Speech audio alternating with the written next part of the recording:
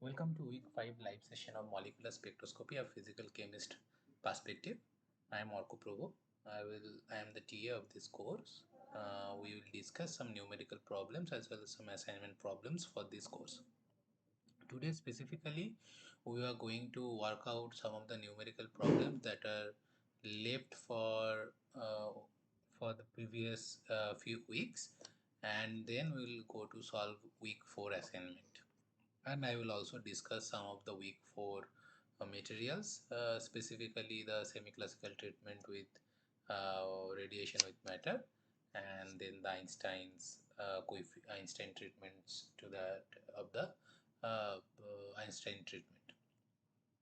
So let us start with the numerical problems of the vibronic spectroscopy. So we'll begin with a few numerical formulas that were going to be important.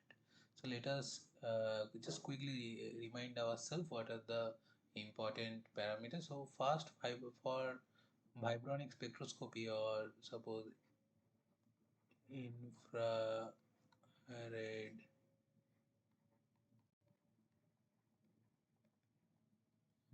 vibrational vibronic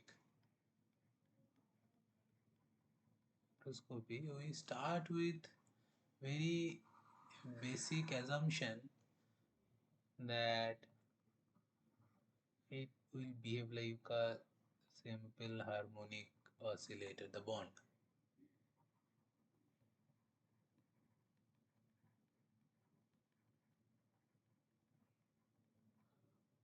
And the potential will mostly follow a parabola, symmetric from the.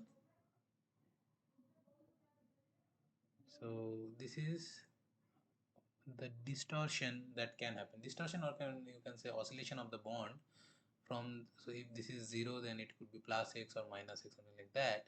And obviously we start from a two-body problem.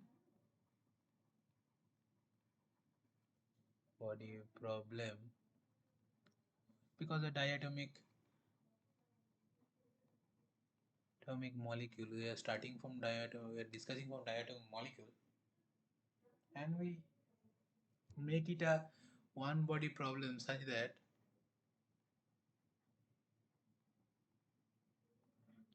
that it is attached to a massless object, and that is your the mass. That actually this is going to be a reduced mass mu, which will be m1 m2 by m1 plus m2, which was earlier two bonds like m1 m2. Okay, and oscillation of this. So this is the equilibrium position, and from equilibrium position how much is the oscillation, that is known as x. Okay, and your potential V is half kx square, where k is your force constant. Okay, and it behaves like a parabola, the potential energy. Okay,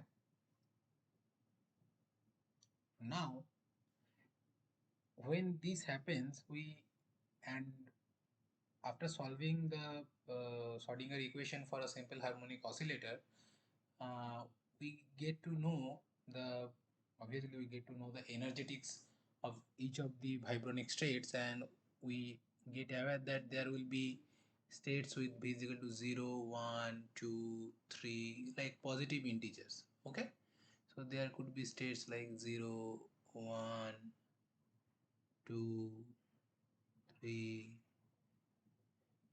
0, 1, 2, 3, 4, and like this. Okay, and the energy is going to be, energy of these are going to be V plus, or V is the quantum number, vibrational quantum number. Let me write vibrational quantum number. And obviously energy is quantized for each state, that is V plus given by V into her mu bar. And when I'm writing is a new bar, which is actually going to be a unit is mostly going to be centimeter inverse. If you want to write it in a terms of joules, then you can write it as h nu or like that. And what are the other things we get to know? We get to know the selection rule is going to be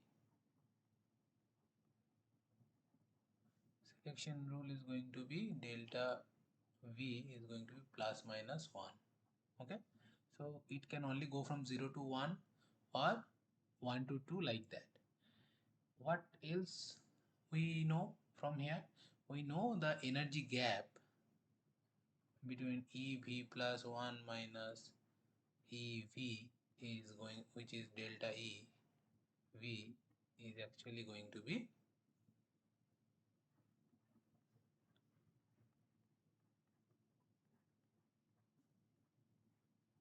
so I'm just setting up a base of formulas which we have already worked out some numerical problems and which we are going to work out some of the numerical problems. So eventually we are going to get this. Let me write this as mostly at equilibrium, so let me write it VE or nu E to be specific, nu E bar. Okay, now the when we lift the assumption that it's not going to be a harmonic oscillator, let us include some perturbation or real picture. The real picture is actually going to be anharmonicity will come into the picture.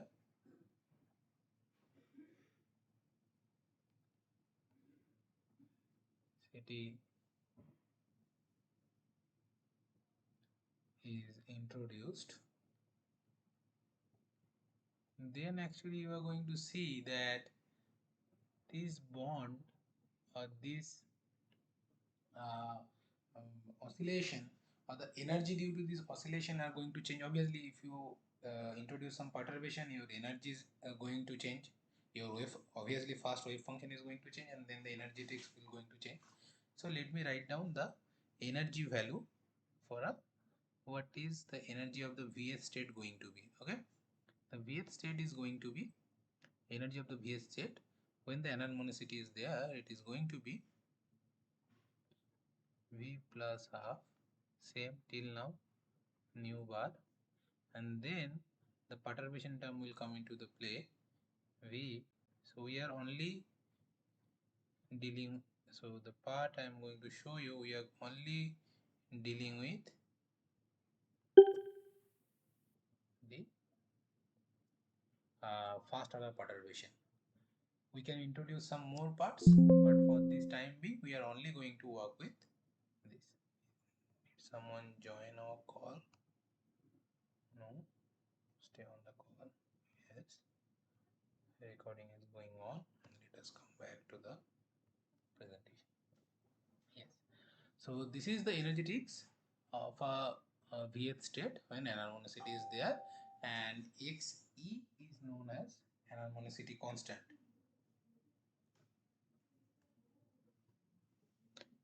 Xe is anharmonicity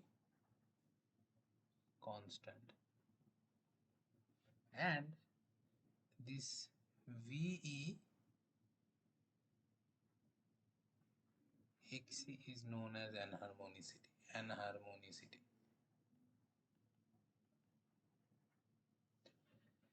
Here the selection rule of transition is going to change it differently. Selection rule is going to be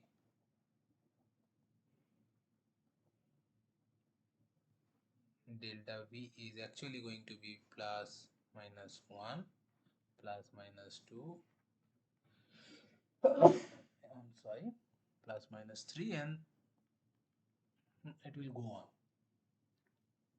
Okay, and what will be the difference in the energy is going to be delta EV.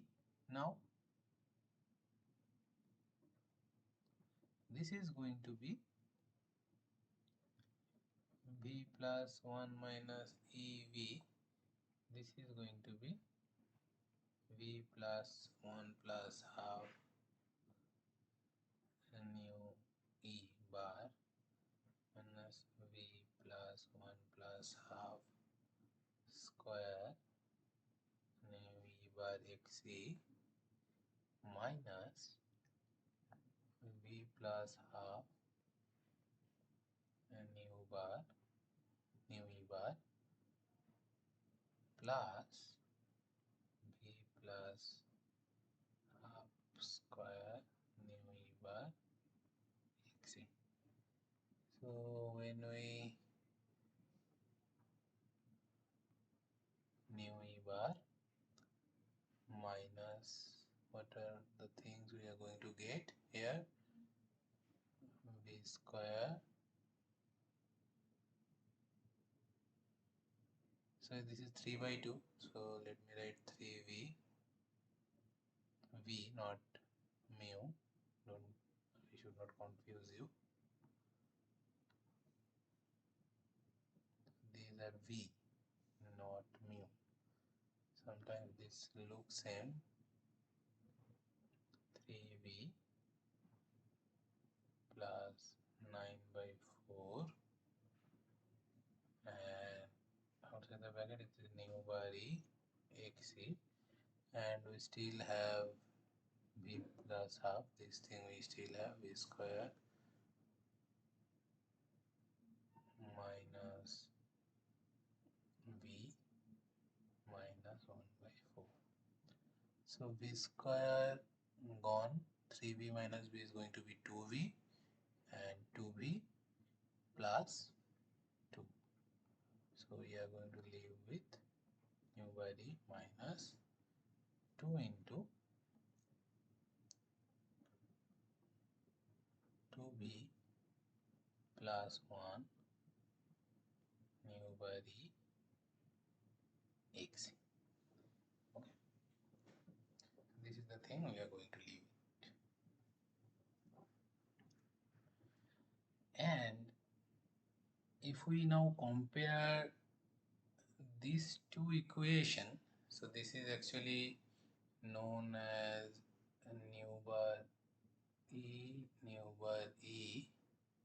Actually this is when they are, so this is actually nu 0, so my bad, or let me write it e.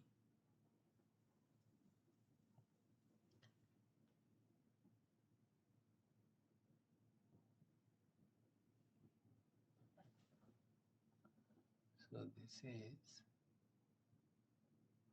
going to be the difference in the energy. Okay.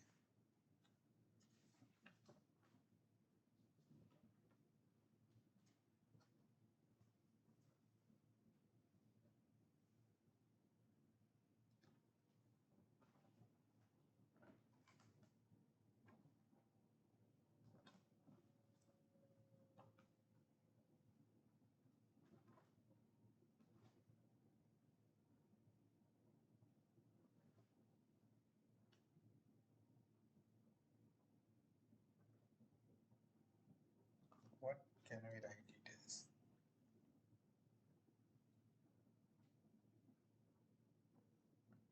So from here we can write the nu bar e minus 2 nu bar xc v minus 2 into, I am taking this part, and minus 2 v e bar nu e bar xc v.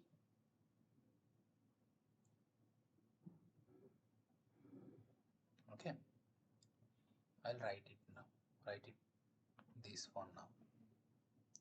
Now let me give you some more information, that as you can see now the selection rule has been a little lenient, that it is going to be plus 1 plus minus 2 plus minus 1 plus minus 2 plus minus 3, but as you know the most populated state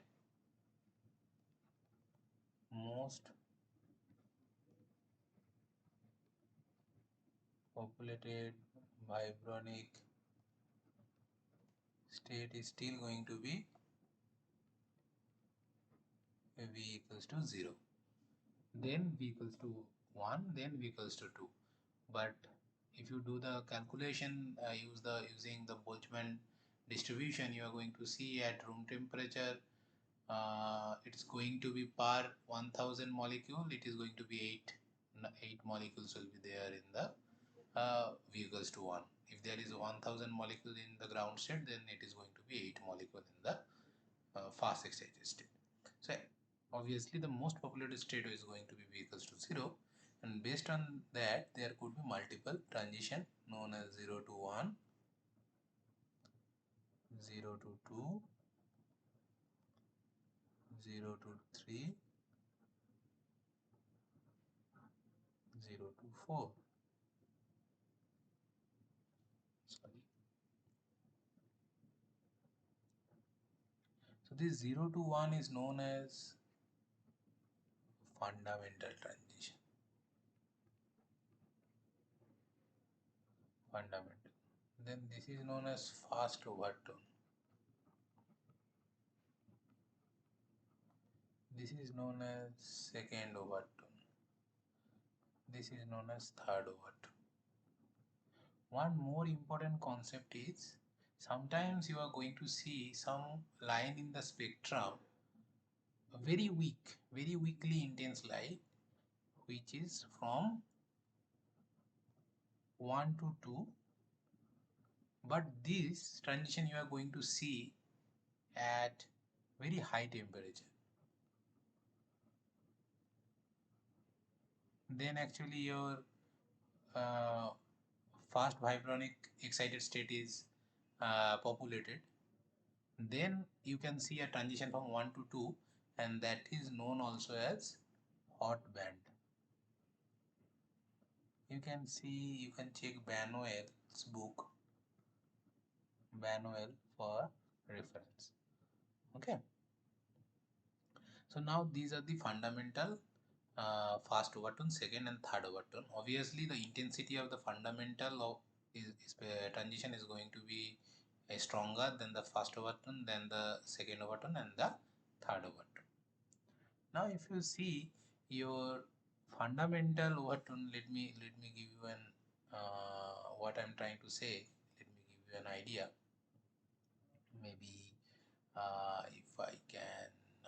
So I'm going to introduce you to a different kind of plot. But before that, let me show you what is going to be the expression of a fundamental or fast overtone. Okay. So what is the energy of the zeroth vibrational state? So it is half nu e minus 1 by 4 nu e xe, right?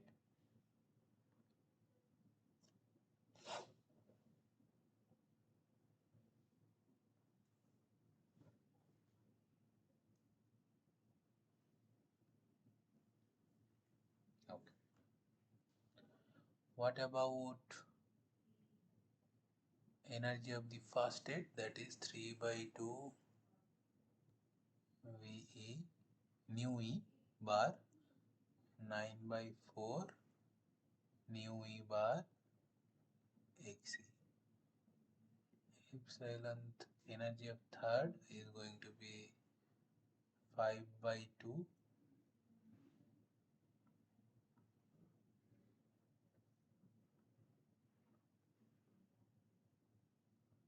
to nu e bar minus 25 by 4 nu e bar xe. So actually this, for fundamental transition, I am writing it here, fundamental,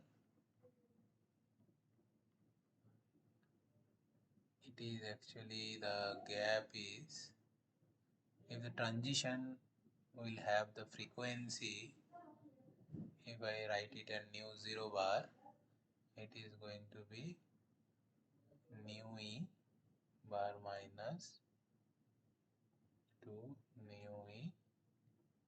I hope you can see where I am trying to go from here.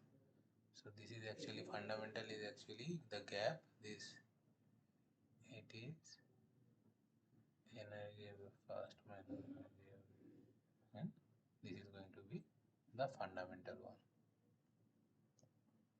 What about the fast overturn?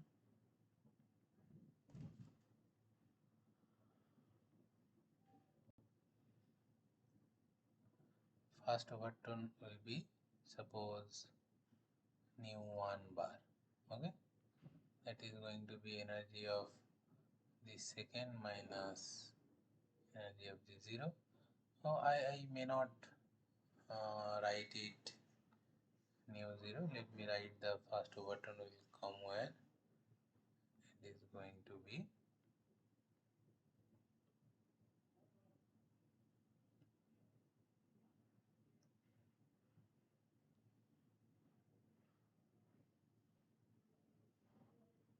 actually I'm writing it a little bit wrong. It will set up a wrong notation. I should not write it here. I should mention it here, or it will be a little misleading.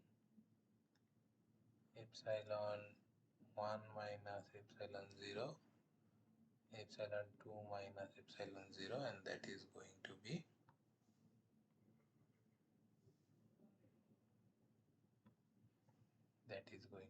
2 nu bar E minus 6 nu bar E xc.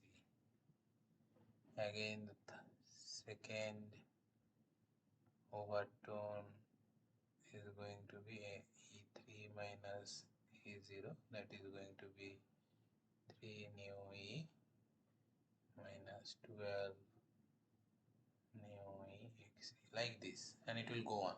I am not writing the third overtone, but one more thing I would like to highlight. If you see your energy gaps, energy gap between two vibrational state is actually due to this anharmonicity. This is actually is going to change, right? This is actually changing. So um, the energy gaps are going to decrease actually, and I did not show you the potential, the correct potential yet. Let me have maybe a new slide, blank slide,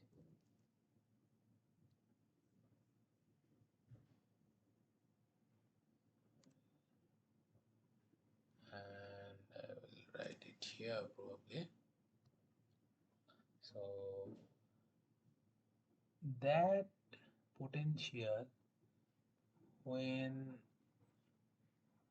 anharmonicity, I should have shown it earlier, is introduce the potential will follow Morse curve. What is a Morse curve? It is actually a asymmetric potential, something like this. I could actually do better than this. Let me draw a better one. So if this is your potential, this is your x, which is the oscillation, this is your potential, then potential to be like this. And what I'm trying to say, the energy gaps, successive energy gaps are going to decrease.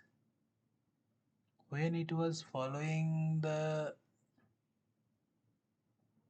simple harmonic oscillator, the gap was equal, and at certain point, at certain energies, so at this point this is going to be highly dense, the energetics, the energy levels, and at some point it is at some energy, if you provide that potential some energy, the bond, with that oscillation the bond is going to break, and that is actually known as the dissociation energy. Okay, this is known as dissociation energy. So it's good that we have plot this later, because as you can see from here also, from not from there but from here, the energy gaps is going to be nu e minus some value. Here all the things are positive. Obviously the xc is very less than 1. The anharmonicity constant is going to be in fraction, and which is very less than 1. So it's not very big value, but still, from the simple harmonic oscillation approximation, the gaps are going to be is going to decrease, and at higher value of v, it will depend on the obviously it is going to be dependent on the value of v. At higher value of v, the gaps will be very close. Okay, and from that approximation we can show one more thing, that um, when the value of v is very less,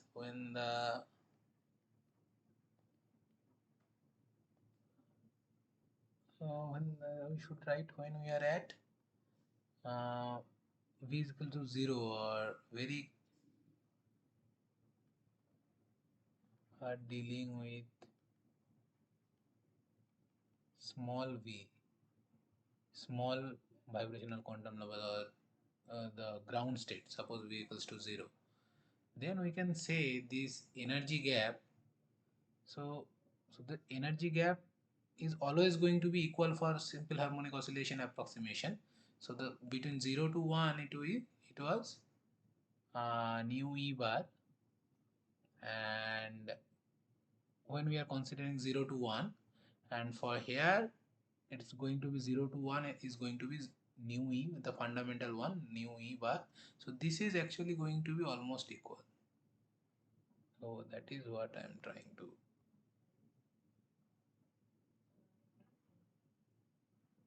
So we can actually say this as nu 0 actually, not at equilibrium position, because uh, this we are discussing about when, so new oscillation actually, sorry for that. And so this is going to be equals to nu e bar minus 2 nu e xc.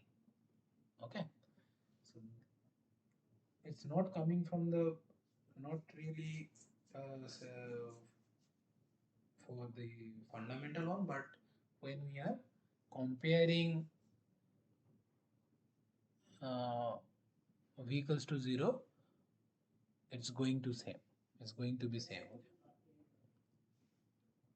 Okay, so now as you can, if what for this, what did we get? ev we get actually, if you remember, we got nu e bar minus 2 nu e xc.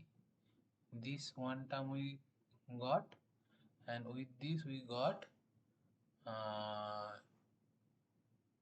2 nu bar xc v, right? To here I am talking about this 2 mu e bar minus xc, right? So here we can actually write it as nu 0 minus 2 ve xc v, and this is your delta epsilon v. Okay, again here I can write nu 0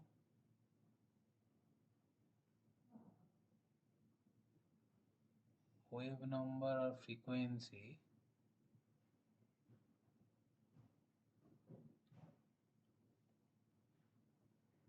without anharmonicity. Okay? Let me be more clear maybe. Acha, this is not going to be erased, so better I will again rewrite, and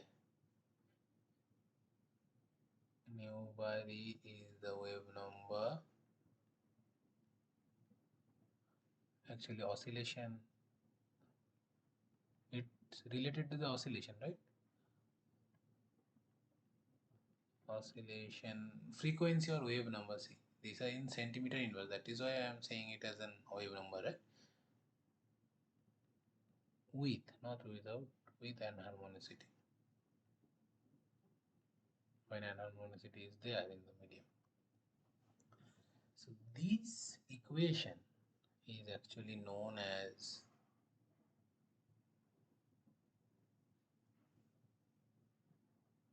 Barge-Sponner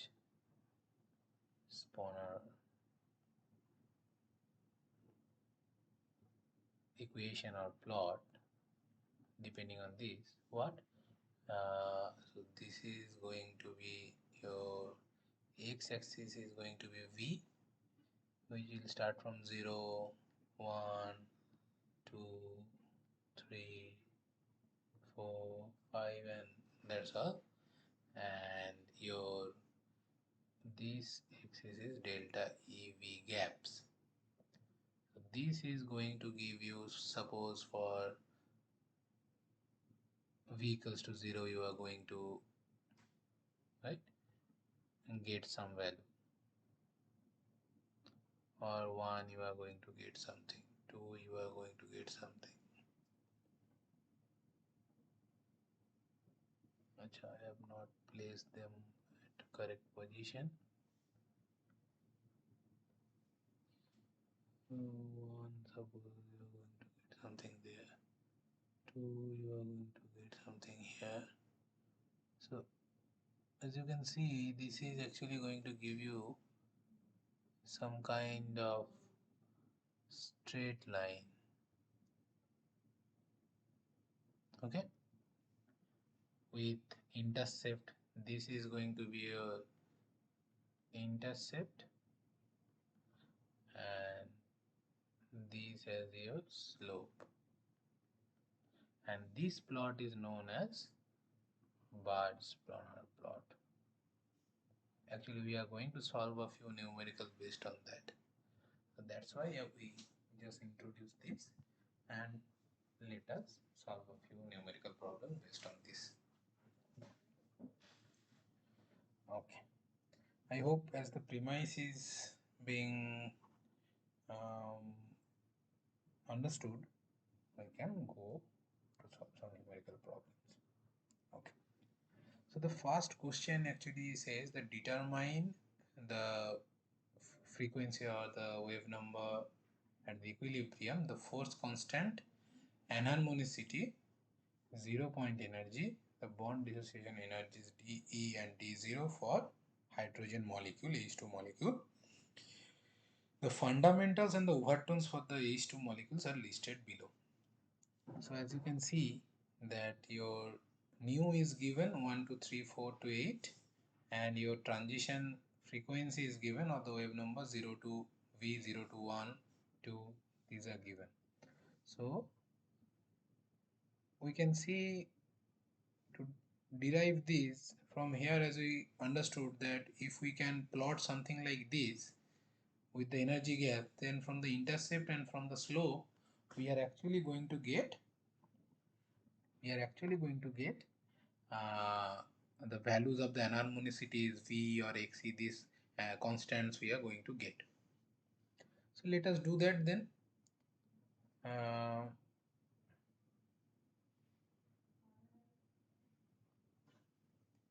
This is actually V we are taking, and this is the nu. Okay, so now,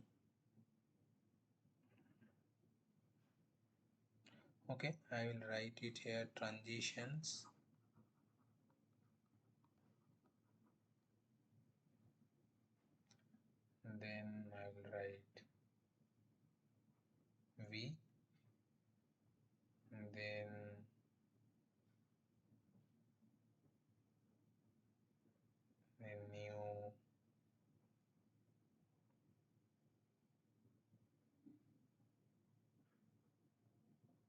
0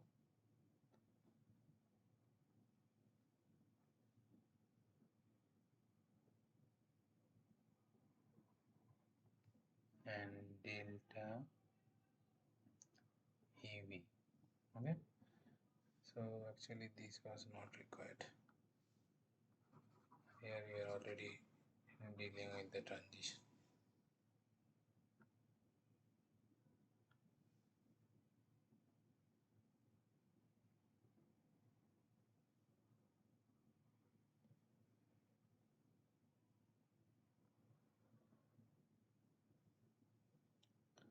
So when we are dealing with 1, so I will write the equation first one, the delta, what plot we are looking at, that is delta EV is equal to delta naught minus 2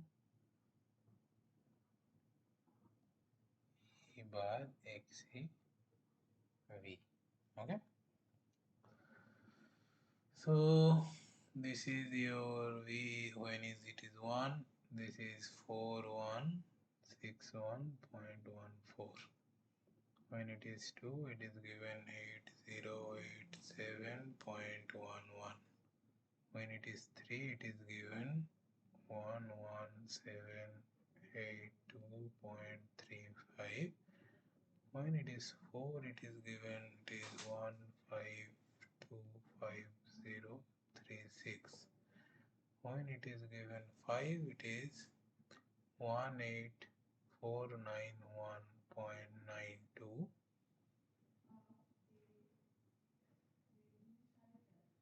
6, 7 and 8. For 6 it is 21505.65. Then it is 24.287.83. Then it is 26830.97. See, so for 0 to V, these are all the fundamentals and the overtones. So actually the energy gap between the fundamental and the fast overtone is going to be the energy gap between delta. So actually I will write here. So for 1, so this gap, the gap between 2 and 1, not 2, 0 to, so the gap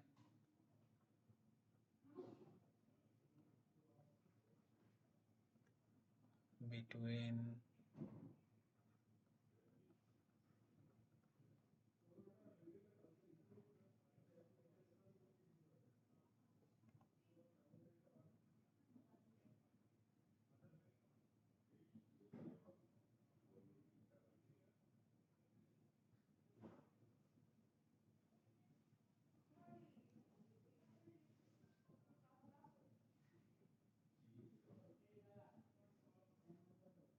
fast overtone, the gap between the fast overtone and fundamental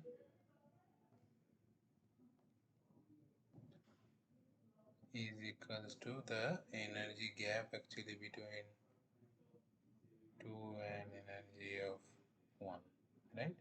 Because suppose this 2 is 1, this is 0. So 0 to 1 is given and 0 to 2 is given. So the gap between these is actually going to be delta E 1 to 2, right? So that is what I am trying to say. So when your V equals to 1, this value is going to be, I will use my phone calculator to calculate this. 8087.11 minus 4161.14, that is 3925.97. Then 11782.35 minus this is going to be 3695.24. Then I have to consider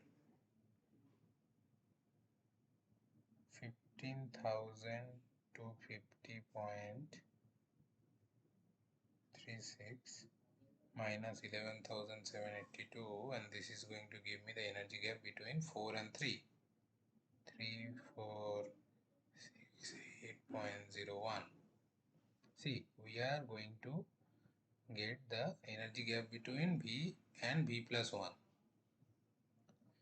So then next is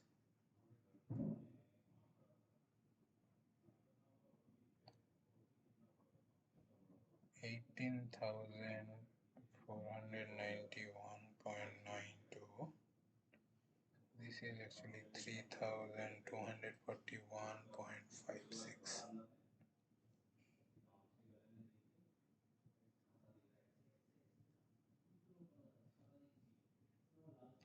1,505.65.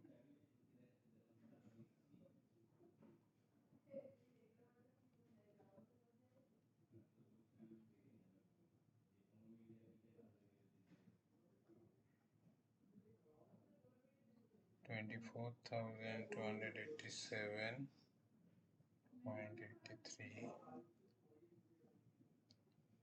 2782.18.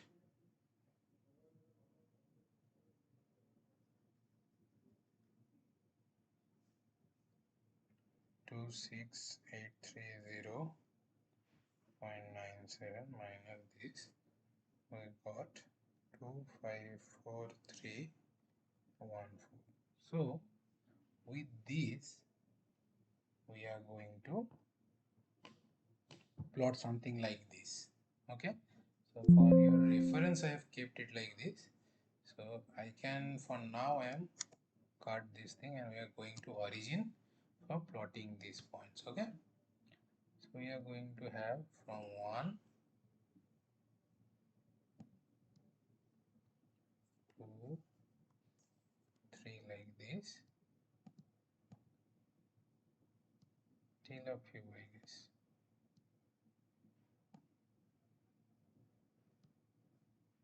This is your capital V x-axis, and y-axis is actually your energy difference.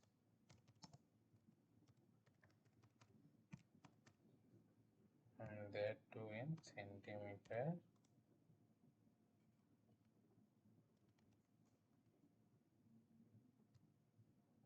inverse.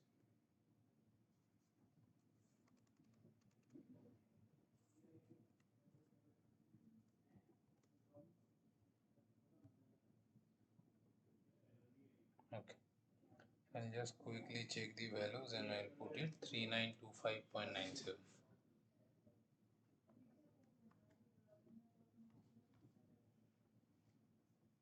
3925.97. 3597.25. 3925, no, I have written it wrong.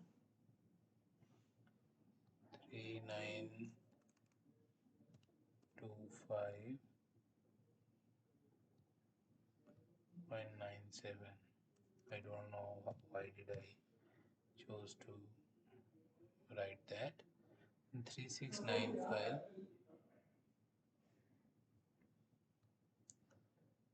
3695.24, 3695.24, 3468, 3468.01. So these are all actually the values. These values are actually from experiments. So 3241.56, 3241.56, 3241.56,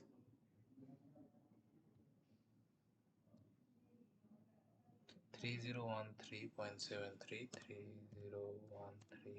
3013.73, 2782.18, 2782, 2782.18,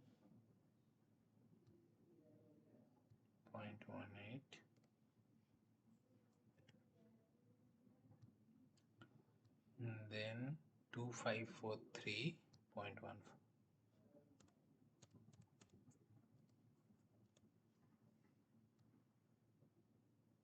Okay.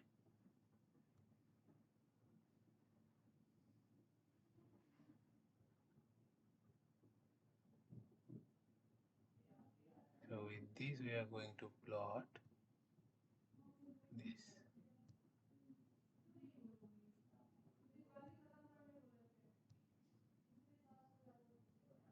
So for your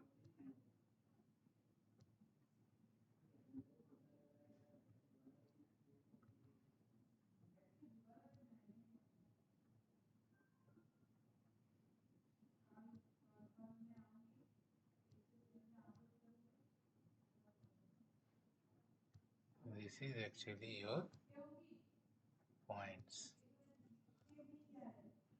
Okay, and if you see, it is actually going to give you a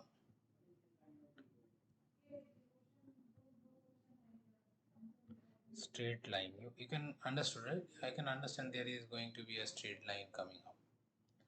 So for this we can fit it like this. Analyze, we can go to linear fit, and with a linear fit we can see in the slope, I will make it big maybe. So the slope intercept is giving us 4.56.96 and it is minus 229. So I'll just copy paste this,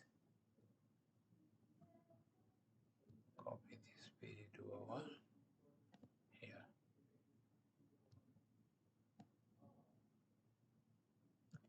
and what I can do, can make it big. Okay, okay. So let us see what do we have now.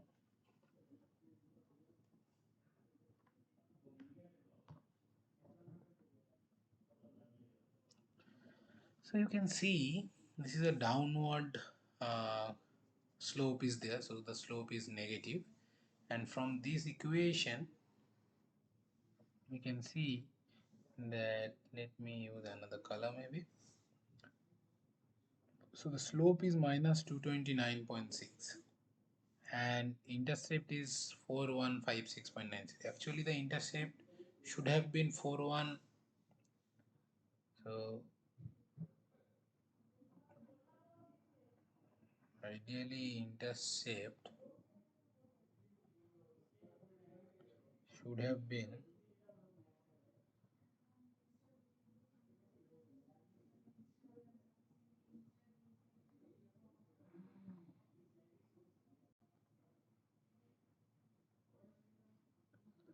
mean 4161.14 centimeter inverse, but it is 4156.96. So this might be due to some error in the fitting, but as you can see the values are close, and the slope is 229, which is actually minus 2 nu e, but xc is actually minus 229.6, right? In centimeter inverse should always be right, because p doesn't have any y by x. So actually your enharmonicity, or which is known as nu body xc, is 229.6 divided by 2, which is 114.8 centimeter inverse. So So actually the first value we get is your enharmonicity.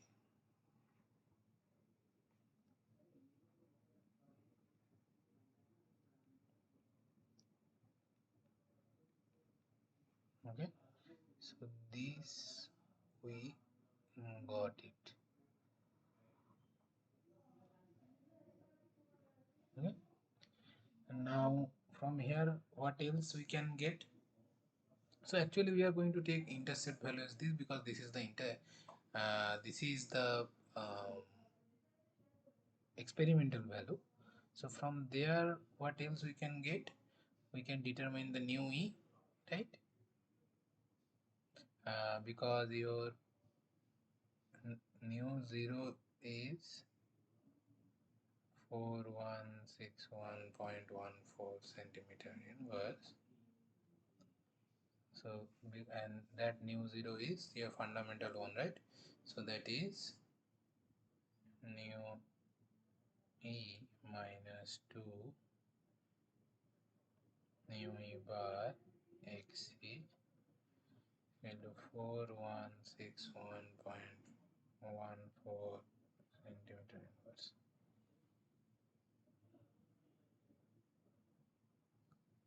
New E bar is equal to 4161.14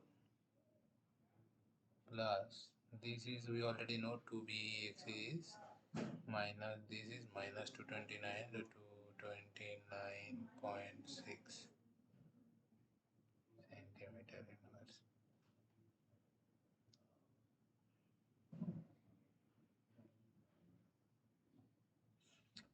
So this is actually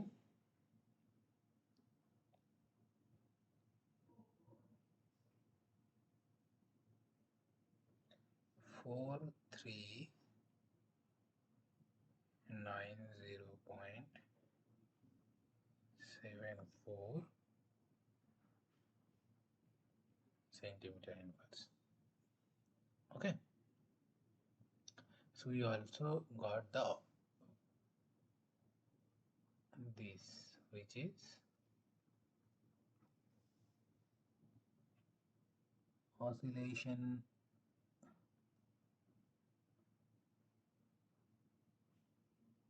wave number at equilibrium. Okay? So how to get the force constant then? So we know the relationship between the force constant over nu E bar is 1 by 2 pi c k by mu. Now mu is here, it is hydrogen H2. So it is going to be 1 by 2 a mu. How? 1 into 1 by 1 plus 1, right? And that is also 1 by 2 into 1.66 into 10 to the power minus 27 kgs. So nu E, so 1 by 2 into 3.14 into C is 3 into 10 to the power 10 centimeter second inverse.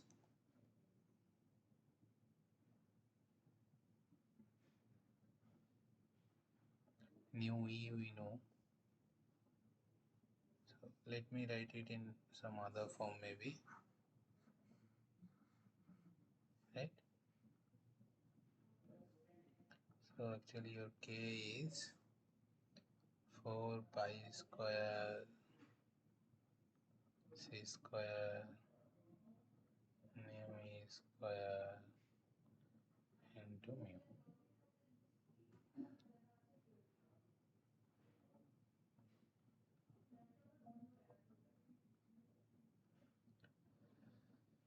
Ah, 3 into 10 to the power 10 square centimeter square second minus 2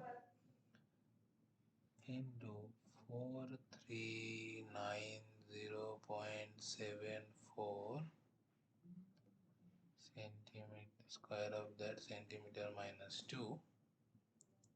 Now comes mu, right?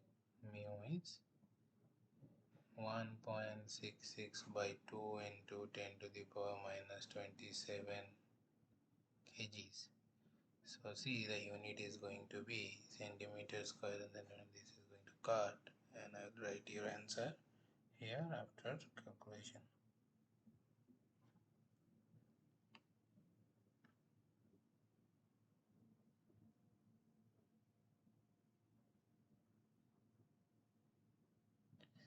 Four into 3.14 square.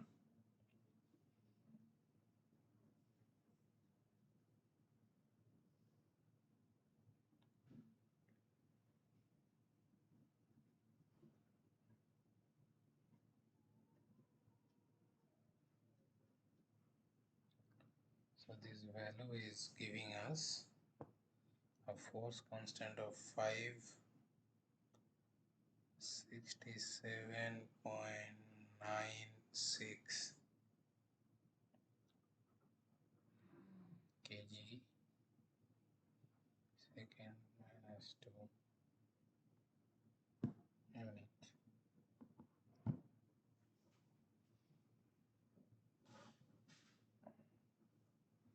Okay.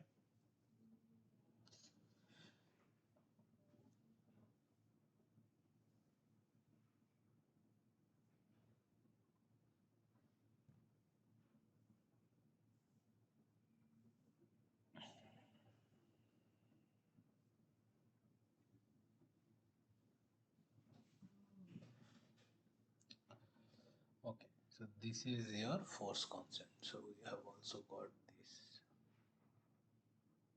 What else is remained? 0 point energy. So, and I will also use another color to mark what else, what are the things we are getting. First we got an harmonicity, then we got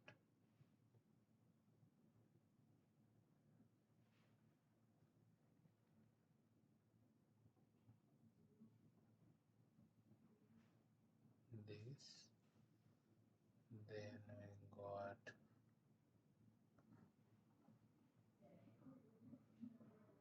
the force constant, right? Okay. Now the next page we are going to get the 0 point energy. So we will need another page, and that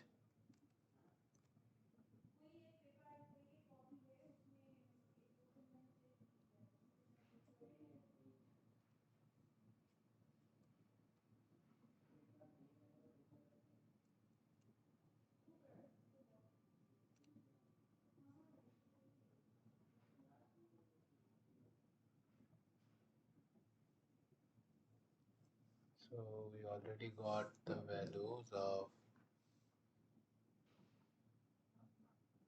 enharmonicities,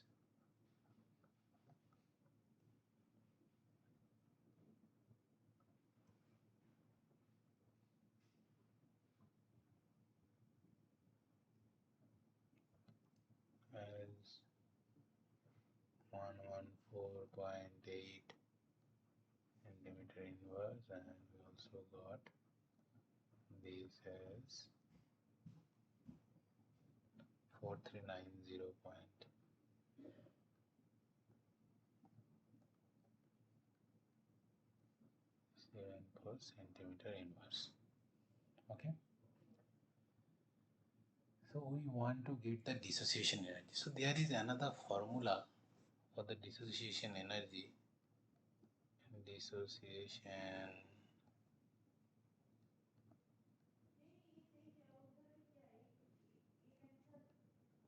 A DE is related to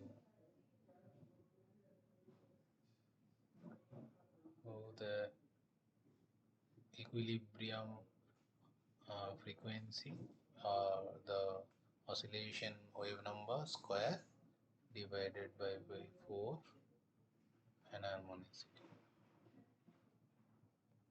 Okay, so we'll just put the values here. 4390.7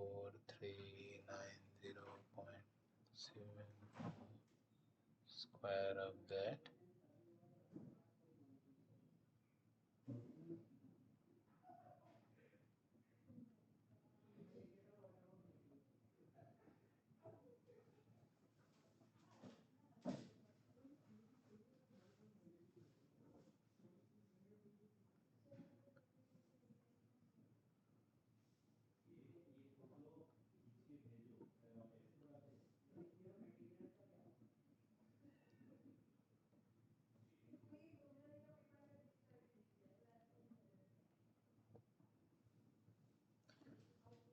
4390.74 square divided by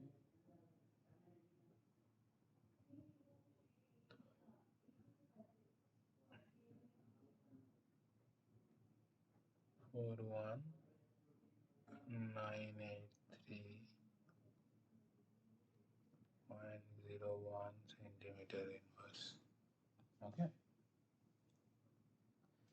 and what is D0? D, if I may show you here again, once again, this is X, this is your potential. If this is my Morse potential and this is my V equals to 0 and this is my dissociation energy actually from dE, then actually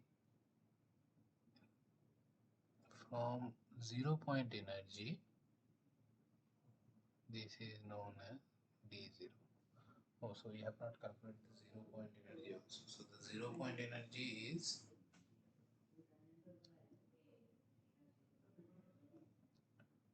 0 point energy is what? 0 plus half nu E frequency plus, not plus but minus, right?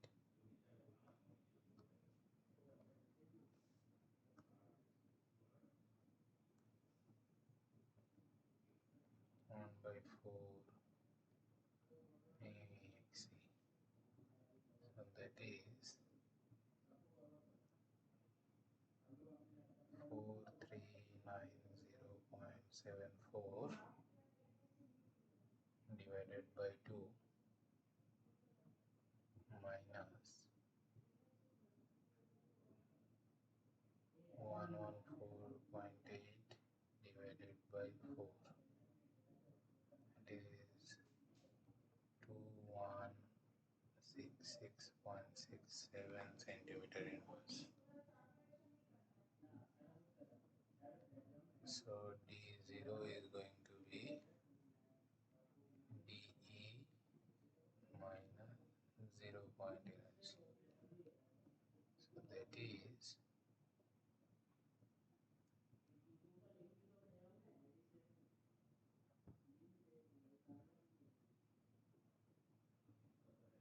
41983.01 minus 2166.67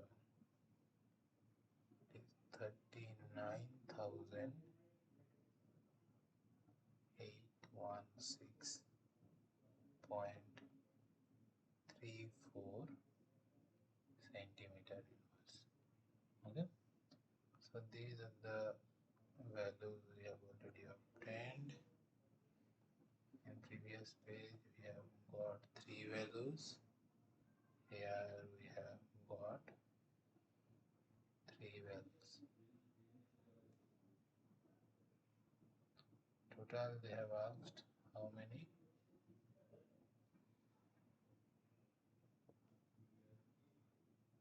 1, 2,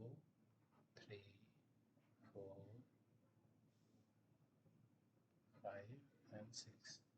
Okay, so this is how we have to solve this kind of problem. I understand this is a very long numerical problem, and the upcoming problems are also going to be long one. So we are not going to, so it is going to take your effort. We have to be very precise in calculation, and this is how you can also plot it, right? This is how we are plotting it using origin, or you can also use a graph paper to solve this problem. So this is how we have to solve these problems. So we are going to have a series of problems like this, but I am not going to solve all the problems. Similarly, I am going to solve only another one. Uh, See this next question. There is a fundamental and two overtones are given. 3, 5, 6 like this. Again, using the Barch spawner plot, try to replicate what we have done in the previous problem and try to solve it yourself. The same things you have to do. Okay, and that is how you can boost your confidence. Okay, now next are the some problems, again similar problems from Atkins. Here it is showing you have to calculate same the calculate a new bar and xe for this given transition, the energies are given. So again you have to use bar spawner plot, and don't afraid of delta g. Delta g is same as the energy gap between what delta e we are using, same as that, and from that you can solve these problems. Okay, and I guess there is another problem where the vibrational energy levels are now given. So this is almost direct. So earlier your fundamentals and overtones were given. From there you were asked to get the values, and here if you see, uh, so we can actually um, solve this problem, right? Another one. I'm not going to solve to the base, but let us not solve it, and I'll just give you a pictorial overview, and you can solve it. As we do not have much time, because after this we are going to discuss a little bit of the week 4 problems, week 4 assignments, and week 4 whatever has been taught in the class. So that's why I'm taking a little going a little slow for the numerical problem. That's why you can do it yourself, and let me take care of this.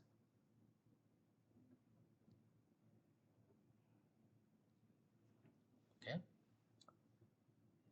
and okay, so this is the potential is like this. So your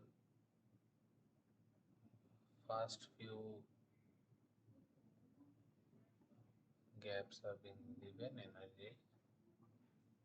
So this is given as 1481.86. Next is given 4367.50. Then it is given 7149.04. Then it is given 9826.48. Then it is given 12,399.8. See, the gaps are going to decrease. It's not up to the scale, but that is what it is going to happen, right? So from here what you can do, you can calculate the gaps, right? And you can plot the Barch-Sproner plot.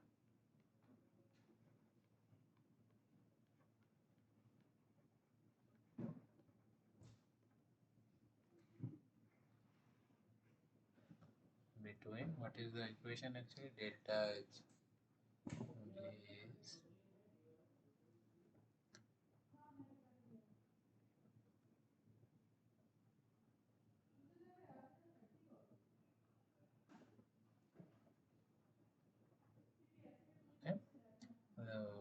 are going to plot for delta EV versus V, and then you can get the slope, and from the intercept you can, and using the formula that your dissociation energy is nu E square 4 V XE. From here you can actually going to get this thing solved, right? And one more thing, I will just give you one thing, that 1 centimeter inverse is equals to AC joules. Okay, AC is 6.626 into 10 to the power minus 34 into 3 into 10 to the power 10. I will not write the unit. Ultimately the unit is going to be joules. I'll just give you the value. So this is I am giving you so that you can easily calculate the transfer from centimeter inverse to electron volt.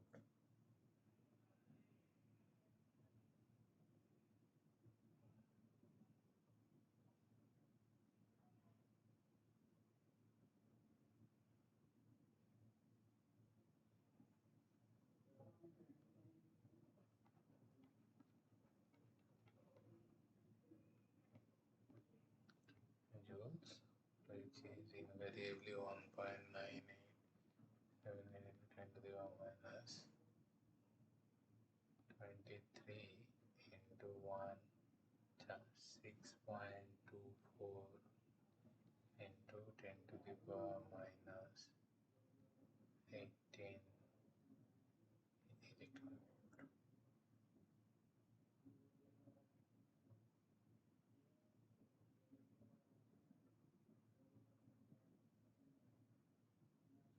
Actually not minus but plus.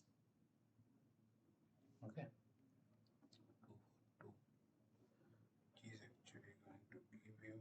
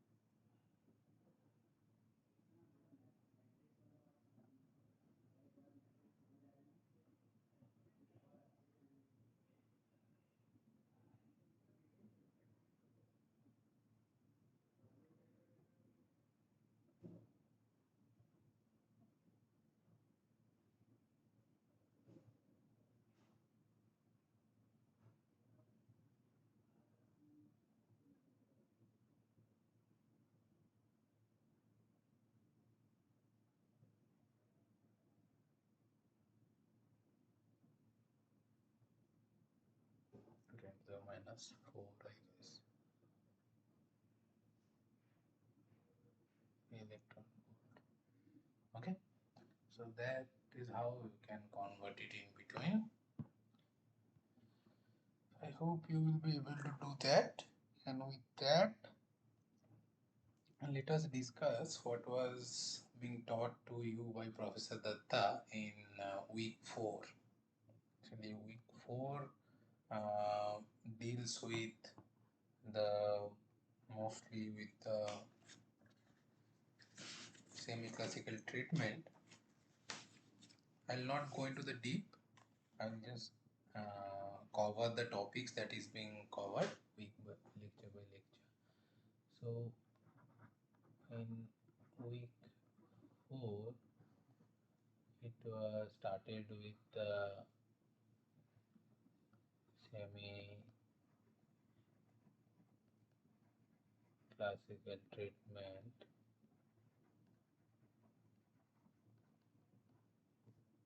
of radiation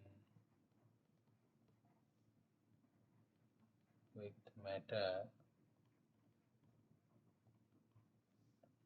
right? Where you actually used stationary, you have used a psi capital where it is was x, y, z independent of all, as psi was the special part, x, y, z, the small psi, and phi for time, which you can eventually write as psi phi. And actually you have used the time dependent Schrodinger equation.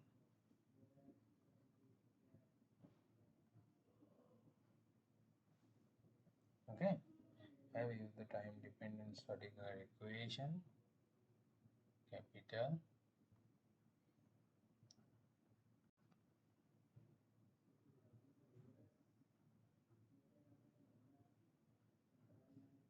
I by dt, and ultimately you have come to the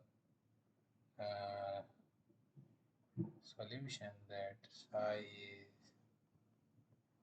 small psi into e to the power minus e t by h cut. This was just the preliminary, and then for this treatment you have actually discussed a two-level system.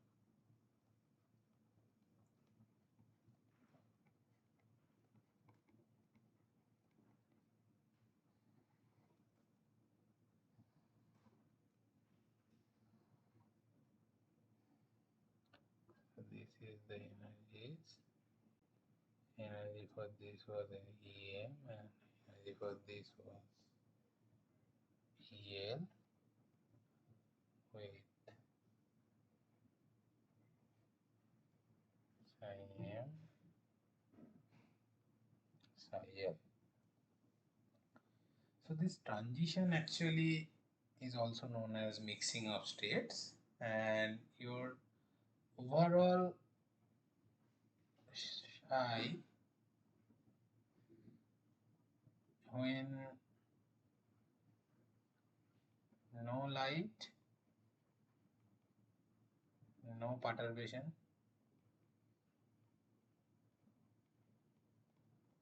that time psi is only Cl capital psi. When light falls,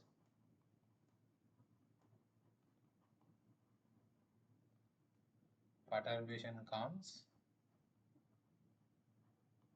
that is actually minus 2E0 with the x direction, right?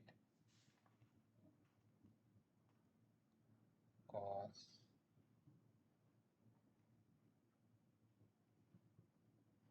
2 pi nu t.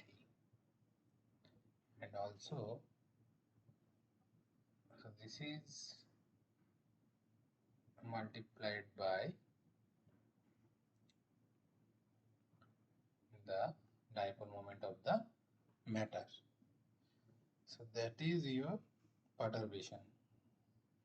And that time your psi becomes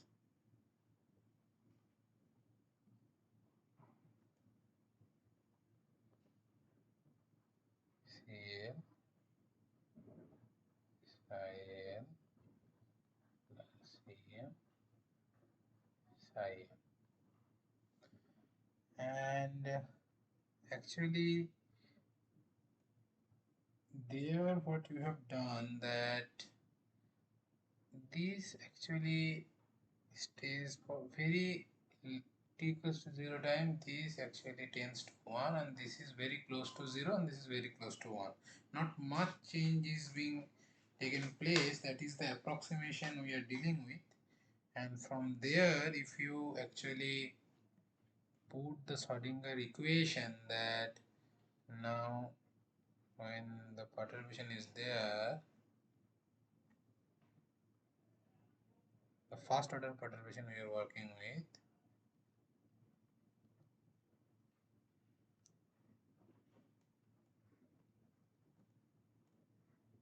the state Cl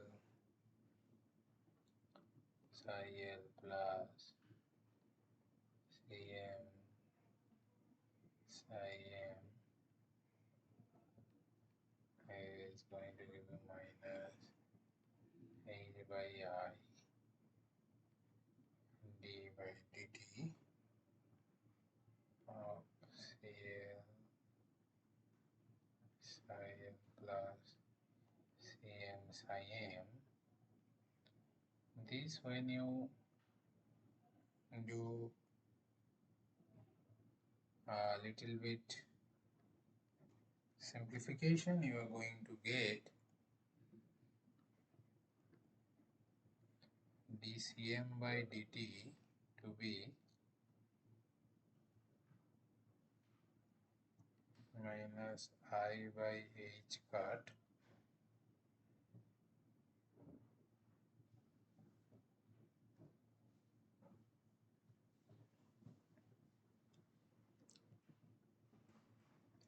only the spatial term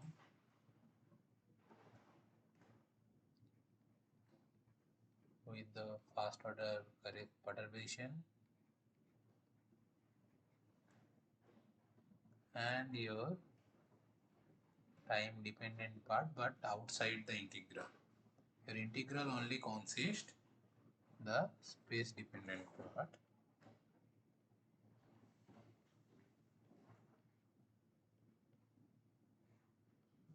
Like this. When you do some simplification, you are going to get these parts out. Okay, the unperturbed part out.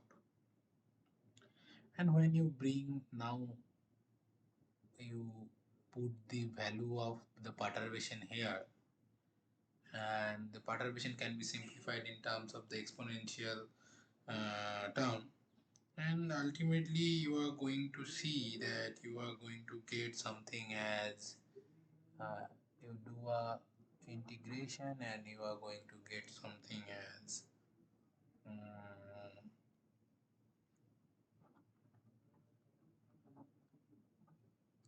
x0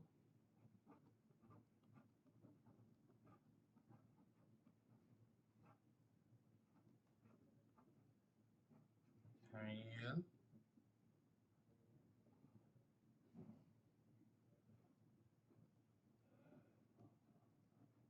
1 minus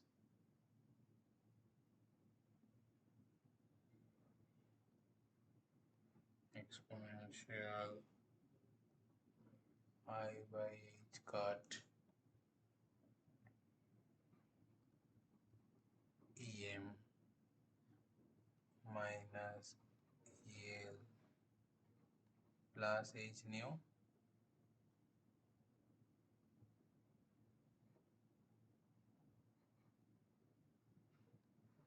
divided by em minus el plus h nu, and also 1 minus exponential I by h cut em minus el minus h nu.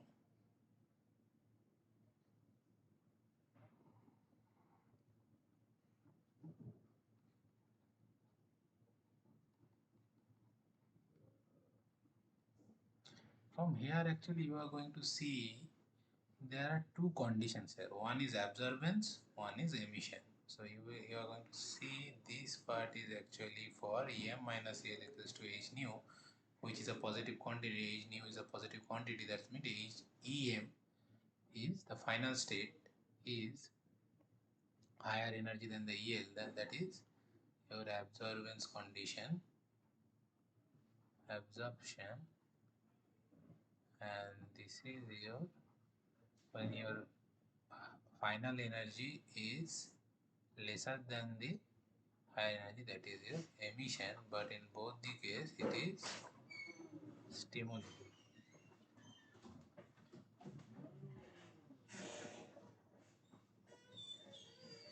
Okay, now going to see this is stimulated. So from here, if you take only one part, suppose for absorbance, you can actually show that your Cm is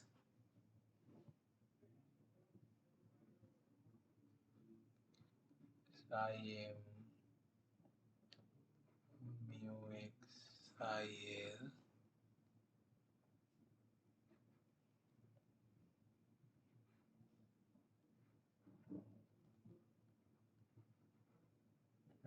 exponential I by h cut Em minus El minus h nu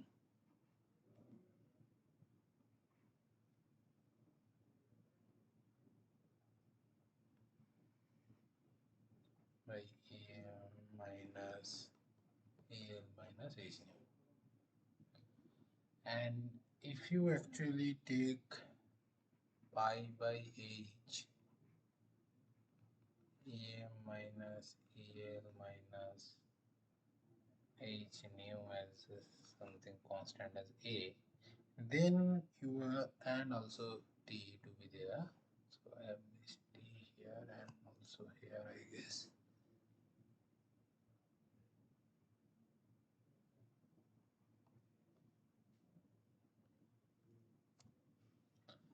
Then so this is actually your amplitude of the absorbance. Now your probability will be given by Cm star Cm, which is actually your mod Cm square. So that is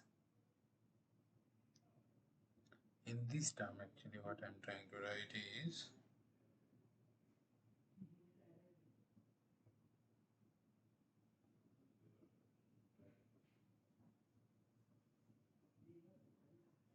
I have missed one thing, that is Ex naught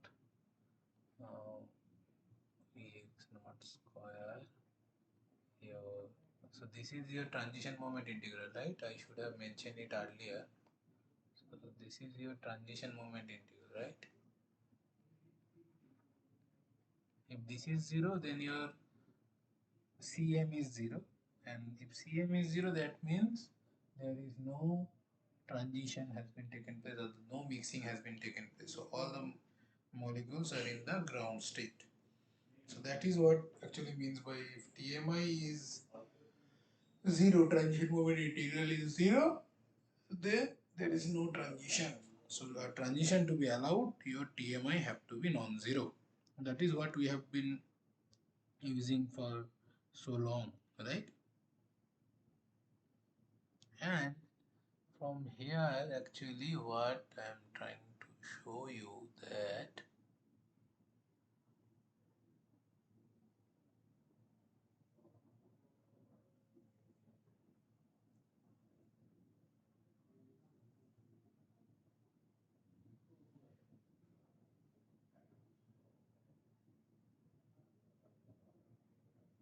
that I will not go into very deep into this. I will just tell you what I am trying to show you. This is actually going to have a term sin square a by a square, which if you plot, it will look something like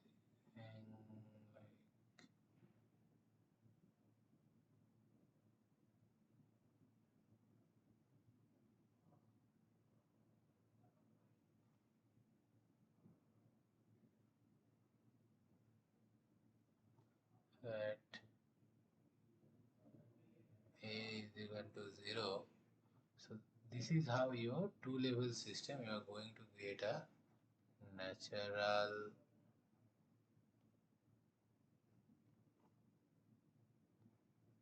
line broadening.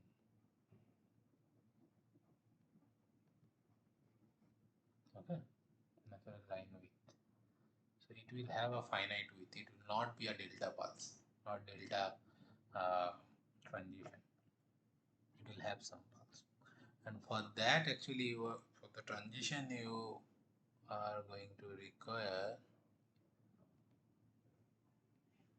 sum over all the band d nu, and it will precisely be something like 4 pi square. So I have just noted a few points from Datta's lecture, and I'm just sharing you so that when we are going to solve the assignment, you will be aware of this. I'm just reminding you all the notes you should follow the lectures from the NPTEL by Datta sir.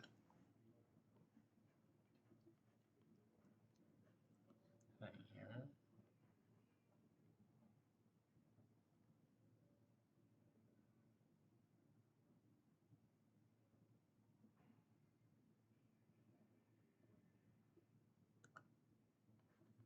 L square and T will be there. And if you take the rate of transition, then the most you are going to see a very beautiful equation which deals with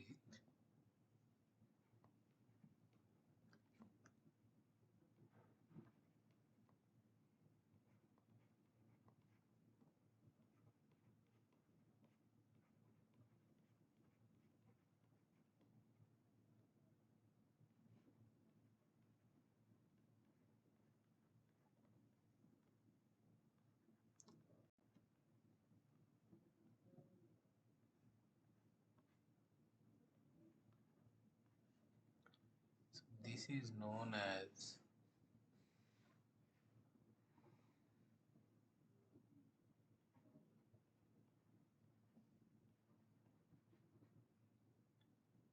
Fermi's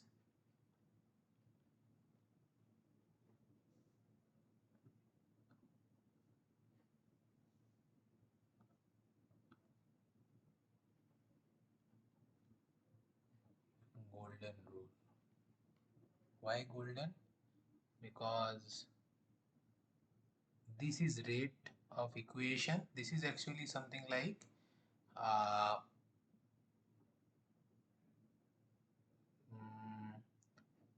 bimolecular reaction, you can say, or a second order reaction maybe. Right.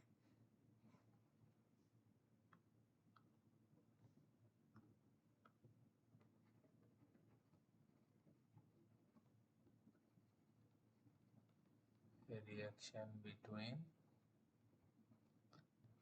a radiation and matter. Why? So this is rate equation. So this is constant. This is a property of radiation,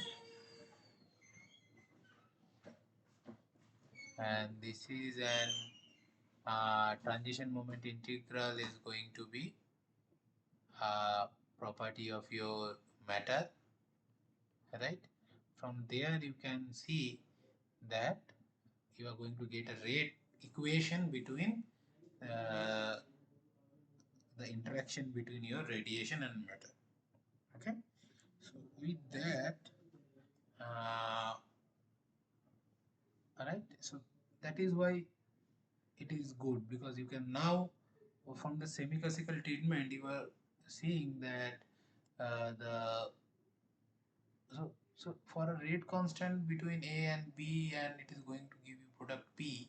So right here the rate depends on A and B, right? Here for a second order reaction, here the rate is now dependent on the radiation and matter. So that's what it is saying. So now from here, Sir has discussed Einstein's treatment of the same Einstein's treatment, and we have to acknowledge that here these are all stimulated, but in Einstein treatment with stimulated, I'm not going into that, stimulated absorption, stimulated emission, as well as spontaneous emission is also discussed. What is not discussed is the non-reactive processes.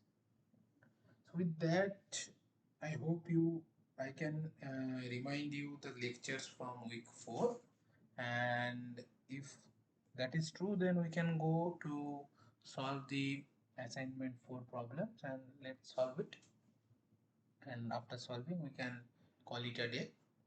So the probability of transition between two states is independent of, so now again, if I have to remember the probability equation, so I'll write it something, let me write this page I have just written, right? uh, Cm star Cm, which was actually d new over the band, right?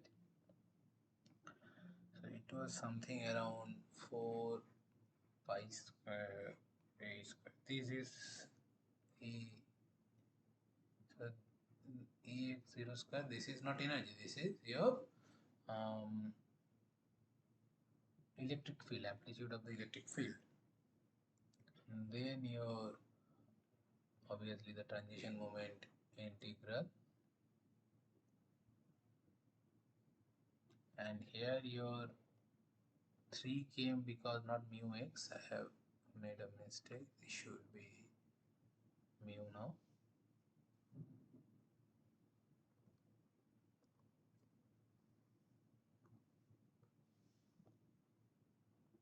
XIL T, right?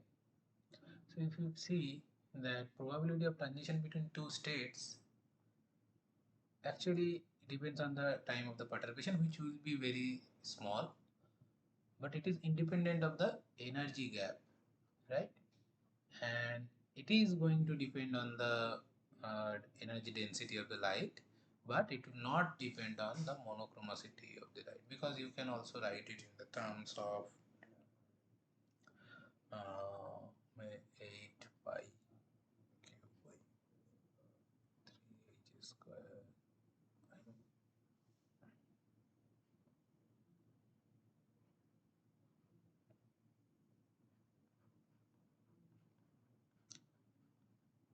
I can also write it in the, so this rho knew that energy density, that light is also coming into a picture. So it is not independent of energy gap between the states and monochromaticity of the light. And the next question, the time dependent perturbation used is here of the first order, right? So that we have mentioned that we are using something like h, which is actually your multiplication between your dipole moment and the x part, or the electric field on the x direction, right? So this is actually a first order correction we are using. Then the natural line width arises from the space dependent part of the wave function. No, what we have taken into account, that if you remember that we took pi by h em minus el h here to be t to be a, and from there we are getting something as sine square a by a square. So from there we are saying that we are getting a natural line width, right? So it is actually arises from the time dependent part of the wave function. Okay, because see the t is there, so space dependent part is the transition moment integral psi m mu x psi l. Okay, then it should be space. So question number 4, space time dependent wave function of a system psi capital psi x y z t. Which of these 4 is correct? Actually C is correct, but still it is missed by a H card, I guess. Okay. Now question number 5. For a spectroscopic transition in the language of quantum mechanics is wave function collapse, Born-Oppenheimer breakdown, configuration interaction, and mixing of states. We have already discussed this is actually mixing of states. Right. Mixing of suppose psi L to psi M. Then question number 6.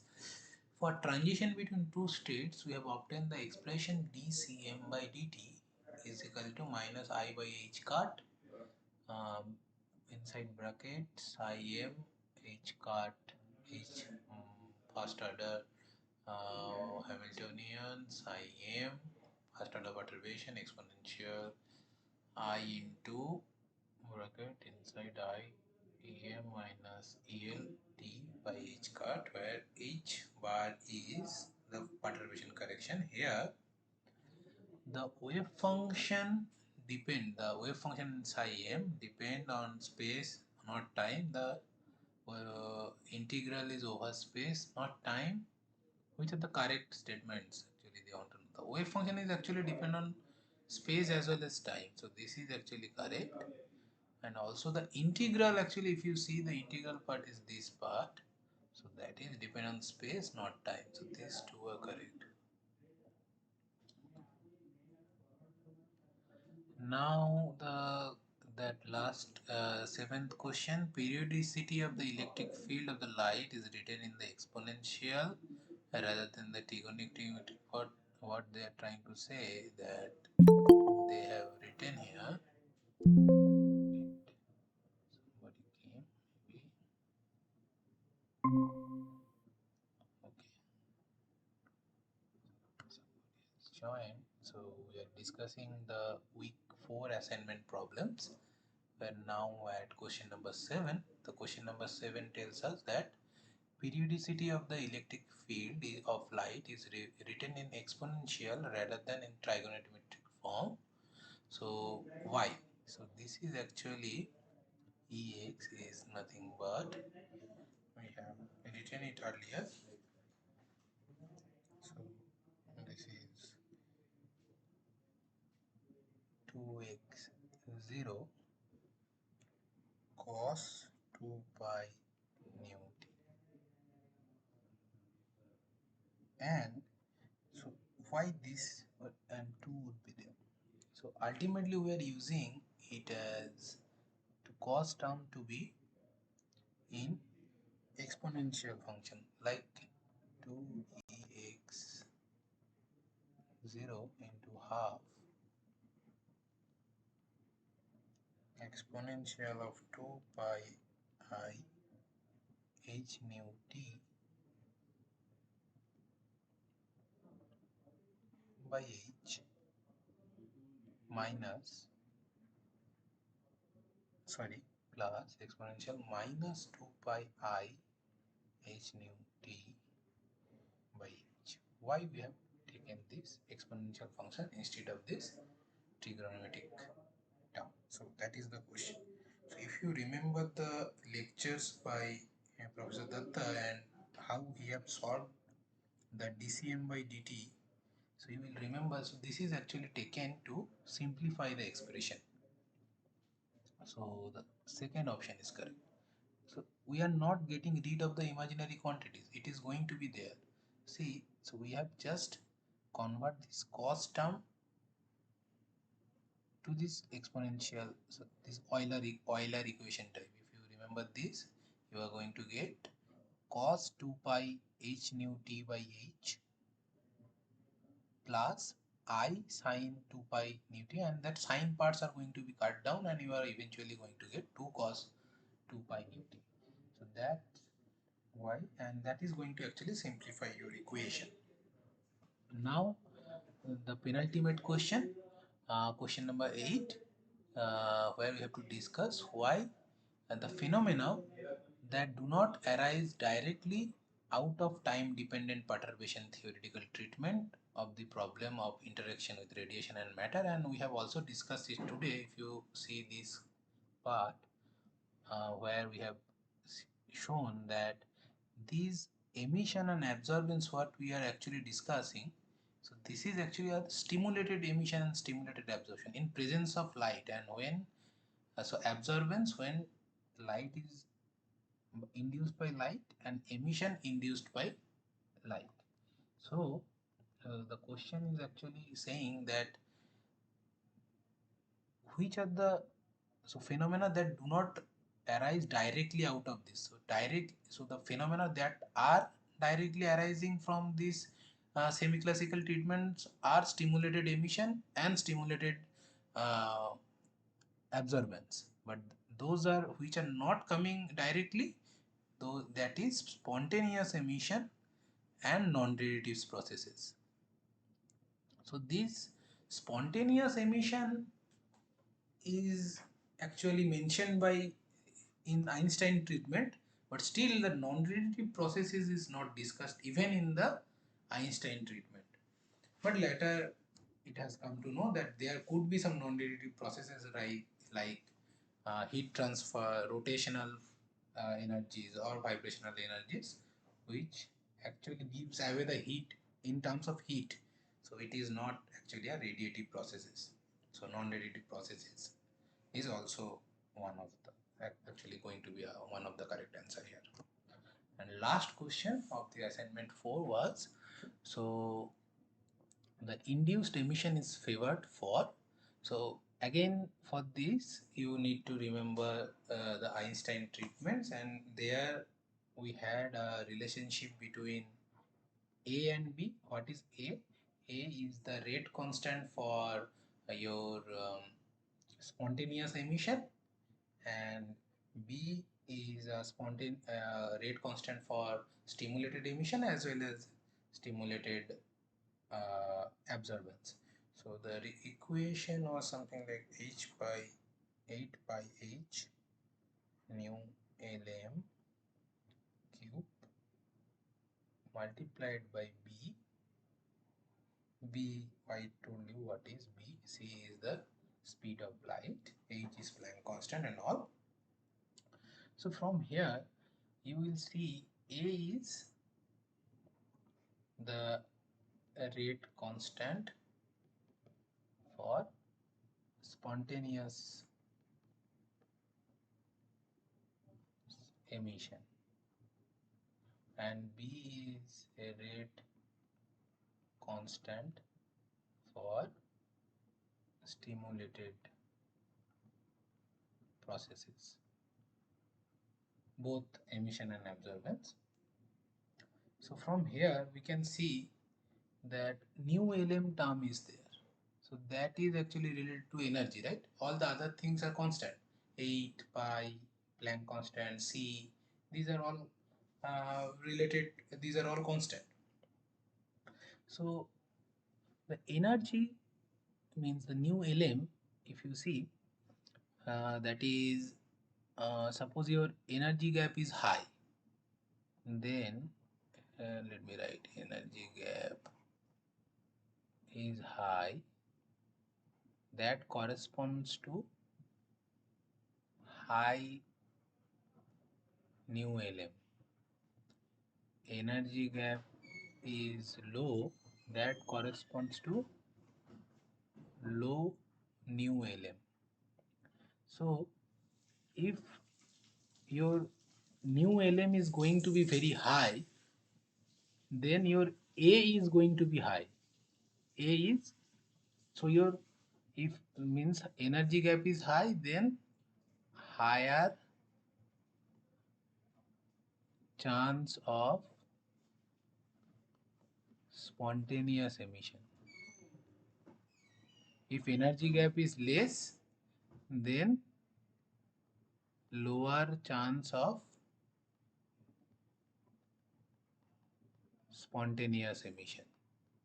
If there is spontaneous emission and stimulated emission are the only two processes, deactivation processes from the equilibrium, what we already know. We know that the total transition of stimulated absorbance is going to be equals to the total transition by stimulated emission plus spontaneous emission. So if spontaneous emission is going to be high, then induced emission is going to be low.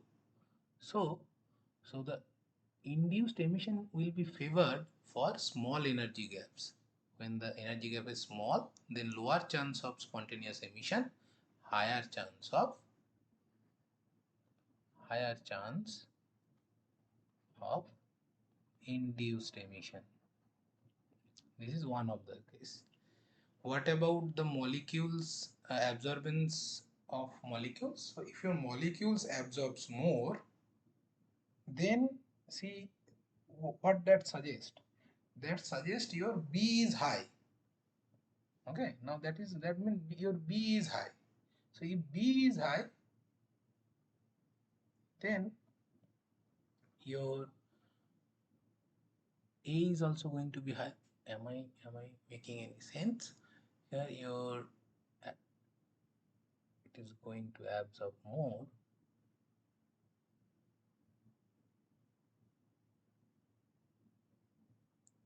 Okay, so let us think about this. So I will draw on this again, where this is your higher energy EM and EL. So your processes are, so this is your stimulated or induced. I am writing stimulated absorbance when H nu Lm has been given. So this is one of the emission process, which is stimulated emission when again H nu Lm is provided, and another process is spontaneous emission. Okay, so which is not dependent on the whatever light is falling or not, of the energies, energy density of the light, to be precise. So if you see, if your molecule absorbs strongly, then the chance of both stimulated emission and spontaneous emission is going to be high, right? So here actually, if your molecule absorbs strongly, then your induced emission is favored. Both spontaneous emission is also going to be favored, but induced emission is also favored. But if your molecule absorb weakly, then your both spontaneous and stimulated emission are going to be weak, right? So these are the two will be the right answer for this last final question. And with that, today we are going to stop it here, as the time is almost 7:57. We can stop, but let me also discuss what we have discussed today for conclusion purpose. So we have discussed, we have recapitulated the formulas for vibronic spectroscopy, infrared spectroscopy. What are the formulas were there? And we mostly looked on the Bartsch-Sponner plot, what is that, and from there we have explicitly used the Bartsch-Sponner's plot to solve one question, and we have found out what is the anharmonicity, what is the fundamental, what is the oscillation frequency, force constant, zero point energy, bond dissociation energies. And as a homework, I have provided a few questions here. For with it can be solved with Bartsch-Sponner plot and the concept, uh, and the similar concepts. And then we have discussed the week 4 materials that have been taught by Professor Datta. We have looked at the means very superficial way, I will say, because we are discussing it so that I can remind you of the uh, mm, main topics, specifically what is going to be the probability, what is going to be the Fermi's golden rule, and Einstein treatment, like that, or natural line width, so that we can solve the uh, week 4 assignment, and we have done that. And with that, we are stopping today. So I hope the session was useful, and if someone is there in the Google Meet. Hi, so were you there from? Hi, Mr. Agasti Ware. So I am Orko Prabhu. I am the TA of this course. So were you there from the beginning, or you have joined later maybe? So today we are going to stop this session. Um, are you a regular student of this course? Means are you taking this course?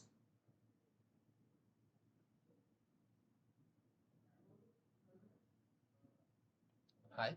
So I think you are muted. And